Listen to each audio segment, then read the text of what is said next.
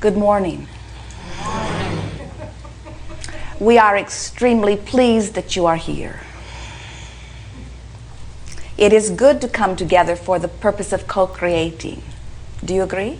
Yes. You are knowing what you are wanting? It moves about a bit, doesn't it? You are appreciating your leading edge position. It is fun to be out here on the bleeding edge. You're enjoying the contrast that gives birth to the new desire. No, you don't really at all, do you? You are enjoying the focusing that happens in an environment of variety. And do you feel the power and the importance of your focus? Do you feel the importance of your decisions? Do you like being the focal point that Source responds to? We're wanting to find some new ways of putting this to you. Do you realize that when you ask, it really is given, whether you use words or you just have a desire burning in your belly?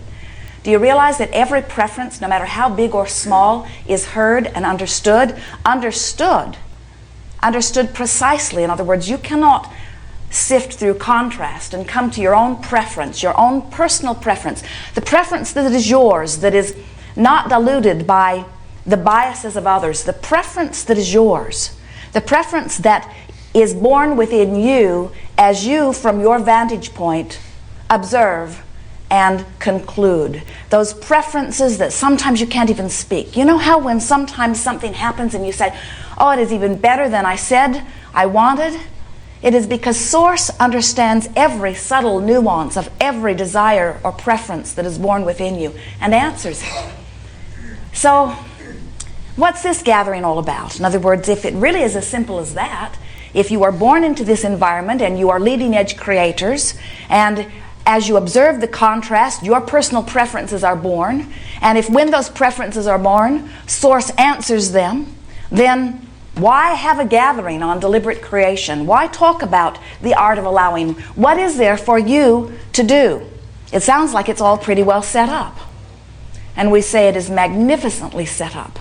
That you, as the perceiver, must be a vibrational match to the preferences that are born. Because law of attraction says that which is likened to itself is born. You don't put your radio on 98.6 and expect to hear what is being broadcast on 101 FM. Jerry and Esther in the monster bus driving over here yesterday saw a truck driver really talking to someone. And Esther said, let's turn on the CD and listen to what he's saying. But they could not find him.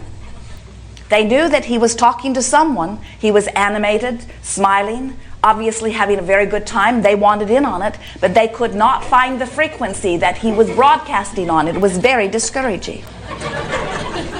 And so you understand that your transmitters and receivers must be in the same frequency if you are to have a conversation that works. And the same thing is true of law of attraction. It says if you have a desire that is broadcasting in one frequency and a receiver or belief that is broadcasting in another frequency, you're not going to have a connection that manifests for you, you see.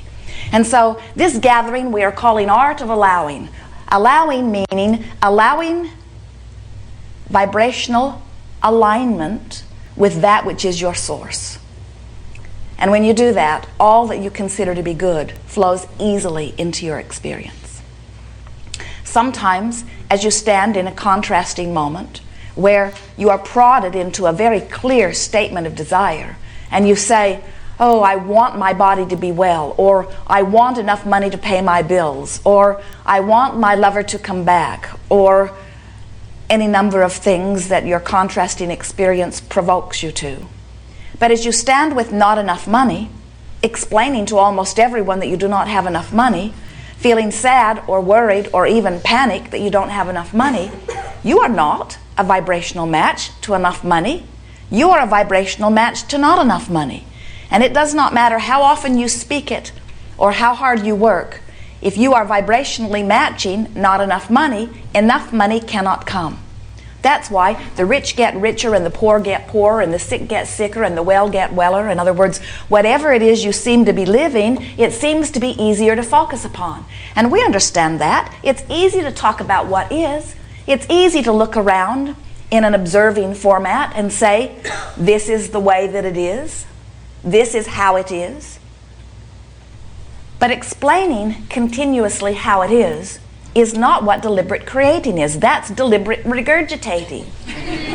Explaining how it is won't take you to a new place. It holds you in the same place. Explain how you would like it to be, and explain how you would like it to be so often that that's the easiest thing for you to explain. Practice explaining the way you want it to be until the way you want it to be is more often in your vibrational pattern. And when the way you want it to be is more often, just a little more often, in your vibrational pattern, things start turning for you. Esther and Jerry have been laughing because in the finishing of the new building back in Texas, they have had a lot of trouble with the floors. You may have heard this story before. And as they, only a different building. And so they hired a company, a very good-looking company. Their showroom was really magnificent. And they hired a company to do 4 phases of the floors. They would do the tile, they would do the wood, they would do the carpet, they would do the vinyl tile. And as the building floor project began, the tile would not lay down. It was a manufacturer's default, and the corners kept popping up. And when Esther saw it, she said, I know they will fix it. But under her breath, and to Jerry, she said, here we go again. And then she pleaded with them from her point of angst, please promise me that you will not lay the big rooms until you have discovered what is wrong in the hallway. And they said, oh, you have our word. And 2 days later, they had laid the entire vinyl floor. And 2 months later, they took the entire vinyl floor up. Turned out to be a very good thing, because the ceramic tile that they chose to replace it is much more beautiful. And so Esther soothed herself by saying, oh, the universe just sent us corrupt tile so that we could really get what we wanted more. And that might have been true if the next phase of the floor had gone well. But it didn't. The man who laid the carpet must have been a drunken sailor, because the patterns did not match. And he had insisted on gluing it down, which made it a very big project in ungluing it. But eventually, with much angst and many phone calls and a lot of attention to what is, the carpet was repaired and now looked perfect. At least that was the word Esther was getting while she was in California. And then they returned to the center to find the wood floors had been laid. Not bad enough to tear up, but not really looking as good as Esther would have liked. And then the man laid the final wood on the platform. And again, different man, same drunken sailor. And so Esther said to Jerry, these are 4 different installers. Same company, but 4 different installers. I wonder what the common denominator is. We think she knows that the common denominator is, look at this floor is not right. Look at this floor is not right. Look at this floor is not right. Very hard to imagine a perfect floor when you are looking at the floor that the drunken sailor put down. Very hard to imagine a perfect floor when you are getting reports from those who are looking at the floor that they wouldn't accept it if it were their floor. Very hard to ignore what is. But if you do not ignore what is, you cannot get what you prefer. It is the most important thing that we teach. If you look at what is and what is pleases you, then more of what is will come. And you say, oh, I am a deliberate creator. But if what is does not please you, and you look at what is, you get more of what is. And then you say, something is wrong with the installer. And we say, Something may very well be wrong with the installer, but the bigger question is, how has he come, of all of the possible installers in all of the universe, how has this one made his way to you? And we say, until you take ownership of what comes to you, until you decide, I must change my vibrational frequency, then while you can always mold things into place, and there sometimes is fun in doing that, and it depends upon how much time you have. The sculptor likes to work with the clay until it starts to set up.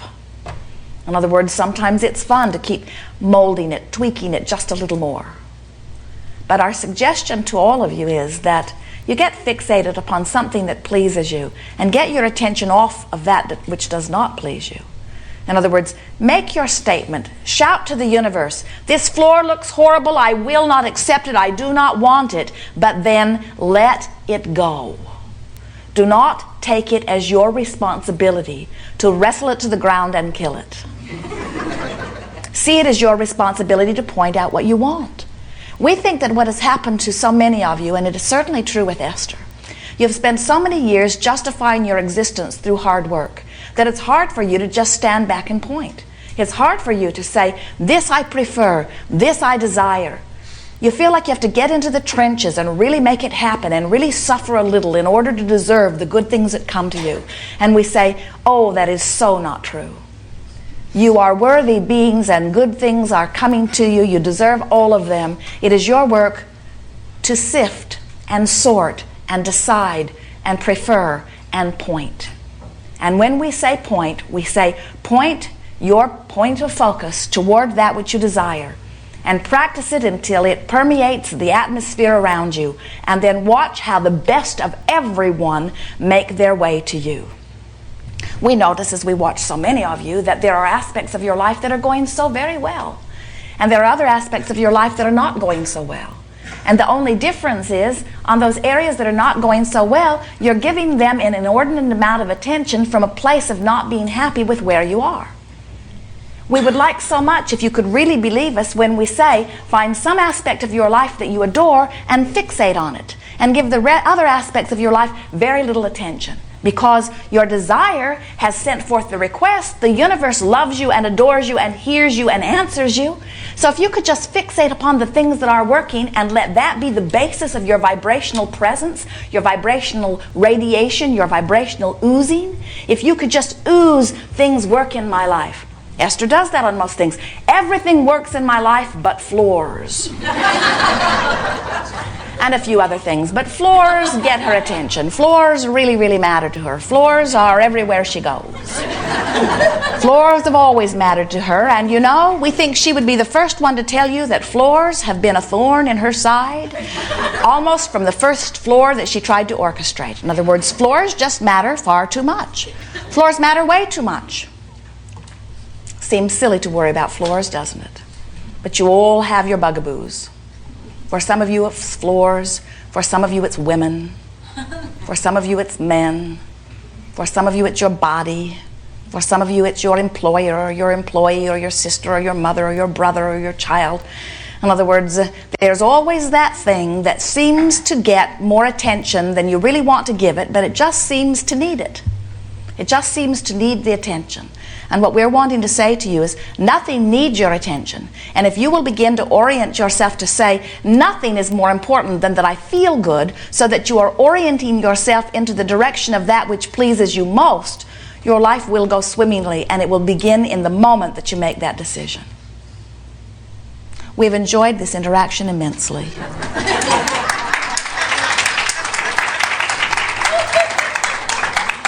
There is not another thing that we could ever give to you that would matter a whit. Everything that we have just said pretty much sums up what deliberate creation is. It's find something that makes you happy, fixate on it, and let the good times roll. We're willing to stay around a little longer if there are some things you want to talk about, but there will be nothing really much more important that will be said here. You may discover as we are moving forward that we are not particularly eager to focus with you upon your issue. Or every floor in your house could be destroyed.